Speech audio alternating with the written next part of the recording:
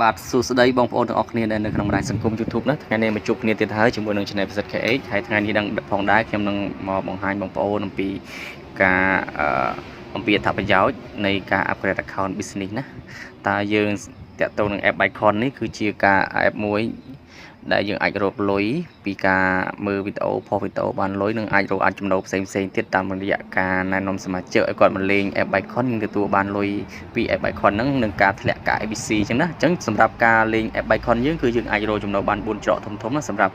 account business អញ្ចឹងបងប្អូនខ្លះគាត់ចង់ upgrade account ឲ្យខ្លាចជា account business ដើម្បីឲ្យបានរកលុយលឿនណាអញ្ចឹងបើយើង account ធម្មតាយើងលេងបានដែរគ្រាន់ថាយើងមើលទៅវាលេងទៅវាបានតិចៗអញ្ចឹងអត់ដូចជាគេ account business ទេសម្រាប់ពួក account business គឺគេអាចរកលុយបាន14ច្រកធំៗអញ្ចឹងប្រព័ន្ធ MMO ហ្នឹងបងប្អូនយល់ហើយណាគឺរកលុយតាមរយៈ page តាមអីហ្នឹងមើលវិជ្ជកម្មបានលុយអីហ្នឹងហើយមួយទៀតគឺប្រព័ន្ធ MLM គឺនៅពេលមានកូនក្រុមច្រើនទៅបងប្អូននឹងដឹងថាលុយចំណូលមកចូល payable យើងច្រើនប៉ុណ្ណាហើយ CPA ហ្នឹងគឺការណែនាំសមាជិកឲ្យមកលេង App Baycon បានលុយណាបានឲ្យមកលេង App Baycon យើងទទួលបាន$20ក្នុងម្នាក់ហ្នឹងសម្រាប់ account business ទេហើយមួយទៀតគឺកាក់ ABC ហ្នឹងយើងនឹងធ្លាក់មើលវីដេអូទៅខ្វែងវិជ្ជកម្មធ្លាក់នៅពេលដែលយើងខ្លាចជា account business ណាអញ្ចឹងវាថាប្រយោជន៍ដែលយើងអាចរកពី App Baycon ហ្នឹងគឺបាន4ច្រកធំៗហ្នឹងនៅពេលដែលបងប្អូនធ្វើការ upgrade account business អញ្ចឹងថ្ងៃហ្នឹងផងដែរខ្ញុំនឹងបង្ហាញបងប្អូនទាំងអស់គ្នាថានៅពេលដែលយើង upgrade account ខ្លាចជា account business យើងទទួលបានអត្ថប្រយោជន៍អីខ្លះពីក្រុមហ៊ុន Baycon ហ្នឹងតើវាខាតឬចំណេញអញ្ចឹងណាអញ្ចឹងក្នុងការរកស៊ីក្នុងវាតែងតែមានការវិនិយោគនិងការដាក់ទុនខ្លះដើម្បីឲ្យបានផលចំណេញអញ្ចឹងបើយើងលេងជា account ធម្មតាក៏បានដែរគ្រាន់តែយើងបានតិចតួចអញ្ចឹងបងប្អូនប៉ុន្តែសម្រាប់បងប្អូនដែលចង់រកលុយធំអញ្ចឹងគួរតែ upgrade account ទៅដើម្បីឲ្យខ្លាចជា account business ហើយយើងក្នុងការ upgrade ហ្នឹងតើយើងចំណាយអស់ប្រមាណហើយយើងបានអ្វីផកអ្វីខ្លះត្រឡប់មកវិញក្នុងការ upgrade ហ្នឹងបងប្អូនអាចមើលទស្សនាតាមដានទស្សនាវីដេអូជាមួយខ្ញុំទាំងអស់គ្នាណាហើយសម្រាប់បងប្អូនថ្មីដែលចង់បង្កើត account ដើម្បីរកលុយជាមួយ App Bayconសម្រាប់បងប្អូនថ្មីណាដែលចង់បង្កើត account ថ្មីជាកូនក្រុមរបស់ខ្ញុំជាកូនសិស្សខ្ញុំនឹងបង្រៀនបងប្អូនឲ្យចេះបង្កើត account តាំងពីជំហានដំបូងរហូតដល់បងប្អូនអាចដកលុយបានយ៉ាងម៉េចណាហើយបង្រៀនបងប្អូនឲ្យចេះបង្កើតកូនក្រុមបង្កើតបណ្ដាញបន្តទៀតអញ្ចឹងសម្រាប់បងប្អូនថ្មីដែលចង់បង្កើត account អាចចូលទៅក្នុងវីដេអូរបស់ខ្ញុំហ្នឹងទៅហើយចុចកន្លែង description ហ្នឹងចុច like description ហ្នឹងទៅបងប្អូននឹងឃើញមាន link Telegram របស់ខ្ញុំហើយបាទ link Telegram ហ្នឹងគឺជា link group របស់ខ្ញុំដែលខ្ញុំនឹងធ្វើការបង្រៀនអំពីការរកលុយជាមួយ App Baycon ហើយមានជាប្រព័ន្ធមេរៀនច្បាស់លាស់ណាស់សម្រាប់បងប្អូនដែលចង់រកលុយជាមួយ App Baycon ជាមួយខ្ញុំអញ្ចឹងបងប្អូនអាចចូលនៅក្នុង group Telegram ហ្នឹងទៅខ្ញុំនឹងបង្រៀនបងប្អូនតាំងពីជំហានដំបូងរហូតដល់ការដកលុយណាហើយរបៀបហើយនឹងបង្រៀនបងប្អូនឲ្យចេះរកបង្កើតបណ្ដាញបរិកូនក្រុមរួយទៀតអញ្ចឹងគឺខ្ញុំមានប្រព័ន្ធបង្រៀនច្បាស់លាស់សម្រាប់បងប្អូនដែលចង់រកលុយពិតប្រាកដជាមួយនឹង App Baycon ឲ្យបានលុយពេញលេញឲ្យបានលុយជាក់លាក់ជារៀងរាល់ខែបងប្អូនអាចចូលទៅក្នុង description ខ្ញុំទៅណាហើយចូលទៅក្នុង group ខ្ញុំទៅដើម្បីទទួលការយកកូដដើម្បីបង្កើត account ហើយនឹងរបៀបការ account យ៉ាងម៉េចគឺមានក្នុង group ហ្នឹងហើយអញ្ចឹងខ្ញុំអត់ចង់បកស្រាយវិញឆ្ងាយទេឥឡូវយើងចូលទៅដល់ក្នុងមេរៀននៃការ upgrade account តែម្ដងណាតើយើងបានថាប្រយោជន៍ខ្លះដល់ពេលដែលយើង upgrade account ហើយយើងគួរទៅចំណាយអស់ប្រមាណហើយយើងបានចំណេញអីខ្លះណាអញ្ចឹងសូមបងប្អូនចូលរួមទស្សនាជាមួយខ្ញុំដូចតទៅបាទអញ្ចឹងតាក់ទងនឹងការដែលយើងចង់ upgrade account យើង user account ធម្មតាហ្នឹង account Baycon ធម្មតាយើងឲ្យខ្លាចជា account business ណាបងប្អូនអញ្ចឹងបើសិនជាបងប្អូនចង់ upgrade account យើងឲ្យខ្លាចជា account business គឺយើងត្រូវការចំណាយប្រាក់ណាអស់$45គឺចំណាយលុយអស់$45ដើម្បី upgrade account យើងឲ្យខ្លាចជា account business អញ្ចឹងនៅពេលដែល account យើងខ្លាចជា account business គឺវា load មានផ្កាយ5ណាវាមានផ្កាយ5ខុសពី account យើងធម្មតាណាវាផ្កាយ5ប៉ុន្តែវាអត់ទាន់ពេញទេគ្រាន់តែវា load ផ្កាយទម្រង់ផ្កាយ5អញ្ចឹងប៉ុន្តែវាអត់មានទាន់ពេញទេគឺយើងនឹងមានឋានៈតាមផ្កាយ1ផ្កាយ2តទៀតដល់ពេលដែលបងប្អូនណែនាំសមាជិកឲ្យធ្វើការលេងមួយ App Baycon ដាក់លេខកូដបងប្អូនហ្នឹងទៅឲ្យបានគ្រប់50នាក់អញ្ចឹងទៅបងប្អូននឹងទទួលបានផ្កាយ1ណាអូខេអញ្ចឹងឥឡូវខ្ញុំចង់បញ្យល់បងប្អូនអំពីការអត្ថប្រយោជន៍នៃការដែលយើង upgrade account ជា account business យើងបានប្រយោជន៍ខ្លះតើតម្លៃអស់$45យើង upgrade ឲ្យ account ធម្មតាយើងខ្លាចជា account business ហ្នឹងវាបានផលចំណេញអីហើយការវាអាចបានទទួលផលចំណេញត្រឡប់មកវិញអត់ហើយមានប្រយោជន៍អីខ្លះអញ្ចឹងណាឥឡូវយើងចង់បង្ហាញដល់បងប្អូនទាំងអស់គ្នាទៅអញ្ចឹងនៅពេលដែលបងប្អូន upgrade account ខ្លាចជា account business គឺសម្រាប់ប្រព័ន្ធ MMO របស់យើងណាគឺការមើលវីដេអូផុសវីដេអូឲ្យគេមើលយើងបានលុយឬក៏យើងមាន page មានអីចឹងផុសទៅគេមើលរបស់យើងបាន view ច្រើនបានខ្វែងវិជ្ជកម្មឲ្យយើងអញ្ចឹងយើងបានលុយណាគឺបានចំណូលតាមរយៈការមើលវីដេអូហ្នឹងគឺគុណនឹង2ណាប្រព័ន្ធ MMO យើងគឺនិយាយពី page បើមាន page ទៀតទៅអេមចាសម្រាប់ សម្រាប់បងប្អូនដែលមាន upgrade ខ្លាចជា account business គឺគេ free page ឲ្យយើង 6k មួយហើយអញ្ចឹងបងប្អូនអាចផុសក្នុង page អញ្ចឹងទៅអានឹងគេហៅប្រព័ន្ធ MMO ច្បាស់លាស់ណាពេលដែលយើង account ធម្មតាគឺយើងអត់ទាន់ MMO ច្បាស់លាស់ហើយគ្រាន់តែមើលវីដេអូខ្លួនឯងបានលុយតិចតួចហើយនឹងយើងផុសទៅមាន friend មានអីជួយមើលយើងទៅក៏យើងបានលុយដែរគ្រាន់ថាវាអត់ច្រើនដូច account business ទេ account business គឺគេរកចំណូលបានគុណ2ណាសម្រាប់ប្រព័ន្ធ MMO ហ្នឹងបានថ្លៃវិជ្ជកម្មបានថ្លៃណាអញ្ចឹងបានថ្លៃខុសពីធម្មតាវាយើង account ធម្មតាយើងមើលទៅបានតែជា account business គឺគេមើលបានថ្លៃហើយមួយទៀតគឺយើងទទួលបានចំណូលតាមប្រព័ន្ធ MLM ហ្នឹងគឺយើងបានទទួល 100% តែម្ដងណាគឺអញ្ចឹងនៅពេលដែលបងប្អូនមានកូនក្រុមថ្ងៃក្រោយមានកូនក្រុមដែលដាក់លេខកូដបងប្អូនដូចបងប្អូនដាក់លេខកូដខ្ញុំអញ្ចឹងណា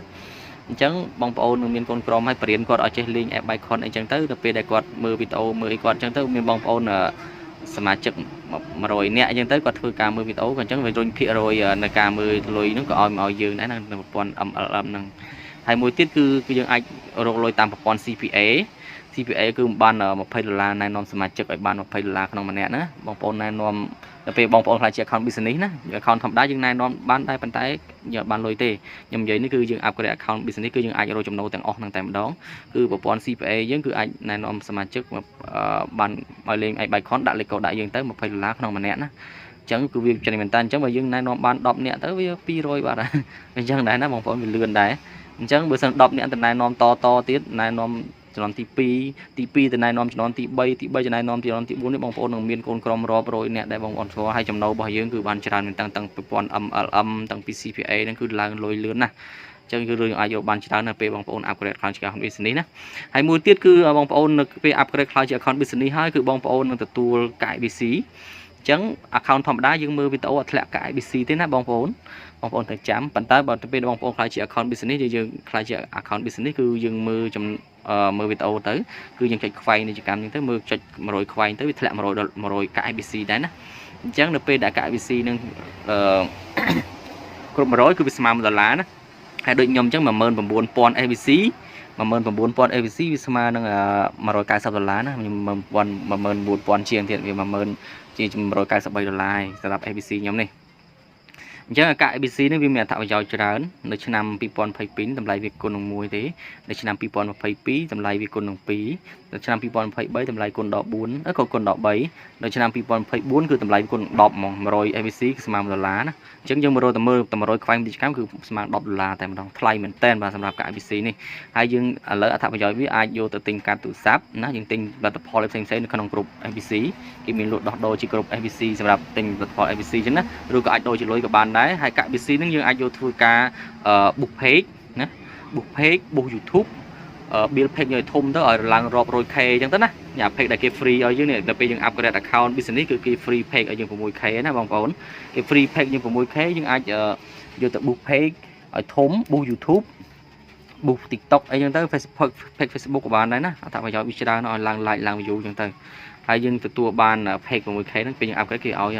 ហើយយើងទទួលបានកូដ$20 page $20ហ្នឹងកូដគេត្រឡប់មកវិញយើងបុកយើងចំណាយអស់45យើងបាន20ត្រឡប់មកវិញហ្នឹងដូចជាអស់យើងអត់ខាតទេបងប្អូនពេលយើងមានផលចំណេញច្រើនអញ្ចឹងយើងបាន20រៀលហ្នឹងសម្រាប់ធ្វើការ book page យើងនឹងឲ្យវាធំទៅ book អីក៏បានដែរ book page book YouTube book ឲ្យបងប្អូនមាន channel YouTube book YouTube ទៅណាមាន TikTok អីចង់ឲ្យ TikTok យើងល្បីមានអ្នក like មានអ្នកចុចឲ្យបេះដូងអីច្រើនយើង book ជាមួយកូដហ្នឹងជាមួយ page ក៏បានដែរវាអីមែនតើហើយយើងទទួលបានកាតសមាជិកហើយទទួលបានកាដូឡានអាហ្នឹងនៅពេលដល់បងប្អូនទទួល achievement ផ្កាយ1ផ្កាយ2ផ្កាយ3ផ្កាយ4ផ្កាយ5ទៀតណានៅពេលដល់បងប្អូនទទួល achievement ផ្កាយ1ផ្កាយ2ផ្កាយ3ផ្កាយ4ផ្កាយ5ហ្នឹងគឺយើងទទួលបានកាដូទាំងអស់ហ្នឹងហើយមានឡានវិឡាកាដូផ្កាយ2បានឡានផ្កាយ3បានស្អីគេទេខ្ញុំបានមើលដែរចាំមើលខ្ញុំបង្ហាញជូនបងប្អូនណាអញ្ចឹងអត្ថប្រយោជន៍វាមានច្រើនមែនទែននៅពេលបងប្អូនលេងជាមួយ App Baycon upgrade ជា account business ណាអញ្ចឹងដូចបានผมឃើញអញ្ចឹងជាអត្ថប្រយោជន៍ដែលយើងបានហ្នឹងហើយសម្រាប់ការណែនាំសមាជិកឲ្យមកលេង App Baycon នេះផងដែរនៅពេលបងប្អូនណែនាំដល់បាន50នាក់ចំនួនទី1ចង់និយាយចំនួនទី1គឺចំនួនអ្នកដែលយើងណែនាំផ្ទាល់ណាដាក់លេខកូដយើងឲ្យគាត់បង្កើត account លេងជាមួយលេខកូដយើងហើយគាត់ព្រៀនគាត់ចេះលេងជាអីហ្នឹងហើយកូនក្រុមចំនួនទី1អញ្ចឹងបើសិនជាកូនក្រុមចំនួនទី1យើងគាត់ចេះលេងគាត់អស់ហើយគាត់ទៅណែនាំកូនក្រុមចំនួនទី2ដែលទី2ចំនួនទី3វាច្រើនទៀតដល់អញ្ចឹងយើងមានកូនក្រុមរាប់រយនាក់ហើយសម្រាប់ការធ្វើ CPA នេះផងដែរនៅពេលបងប្អូនណែនាំកូនក្រុមចំនួនទី1បាន50នាក់គឺយើងទទួលបាន achievement ផ្កាយ1ហ្មងណាបងប្អូន ដល់ពេលយើងទទួលachievement កាយមួយនឹងហើយគឺយើងនឹងបានចំណូលជាភាគរយបានលុយពីក្រុមហ៊ុនតែម្ដងក្នុងមួយខែទោះយើងអត់ធ្វើអីក៏យើងបានប្រហែលក្នុង200ដែរណាបាទហ្នឹងគឺវាអាច100ជាងទៅ$200នៅពេលក្រុមហ៊ុនចុះនៅពេលក្រុមហ៊ុនដាក់យើងទៅក្នុងភាគហ៊ុនក្រុមហ៊ុនណាអញ្ចឹងយើងទទួលបានកាយមួយគឺមានសិទ្ធិស៊ីភាគរយជាមួយក្រុមហ៊ុនតែម្ដងដូចជាប្រាក់ខែអញ្ចឹងហើយយើងអាចធ្វើការណែនាំអញ្ចឹងទៅឲ្យបាន50នាក់100នាក់អញ្ចឹងទៅចំនួនទី1យើងអញ្ចឹងបើសិនយើងមានចំនួនទី1យើង50នាក់គាត់ទៅបរៀនគេតទៅណែនាំគេឲ្យលេង App Baycon តយើងក៏បានចំណូលតាមនឹងដែរ30%អញ្ចឹងទៅ10% 5% 6% អញ្ចឹងទៅណា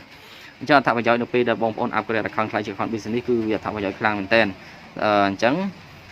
បើសិនជាអាចយើងគួរតែចំណាយទៅណាដូចសម្រាប់ខ្ញុំគិតថា$45ដូចជាអត់ថ្លៃទេយើងបាន page យើងបានកូដ boost $20យើងអាចរកតាមប្រព័ន្ធ MMO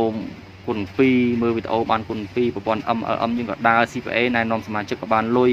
ហើយយើងអាចរកកាយ BC ទៀតខ្ញុំមើលទៅអត់មានឃើញខាតទេណាបងប្អូនប៉ុន្តែបើសម្រាប់បងប្អូនគិតថាខ្ញុំអត់ដាក់ទេដូចអត់ល្អអាហ្នឹងសាច់ចិត្តបងប្អូនទេប៉ុន្តែសម្រាប់គេដែលអ្នកគេកំពុងលេងគេលេងជោគជ័យអស់ហើយណាគេអ្នកមានកូនក្រុមយើងធ្វើការដកលុយច្រើនហើយក៏គេអ្នកដែលគេធ្វើគឺគេដកលុយចាយអញ្ចឹងទៅហើយយើងអត់ធ្វើគឺយើងតាមដំណើរអញ្ចឹងទៅណាតាមអ្វីដែលយើងធ្វើរាល់ថ្ងៃអញ្ចឹងទៅគាត់អ្វីដែលចង់បង្ហាញបងប្អូនពីអត្ថប្រយោជន៍នៃការ upgrade account គឺវាល្អអញ្ចឹងគឺយើងអាចរកលុយបានច្រើនពី App Baycon រហូតដល់4ច្រកធំហើយយើងមានអត្ថប្រយោជន៍បានច្រើនហើយមាន page មាន code book មានអីទៀតអញ្ចឹងវីដេអូរបៀបអត្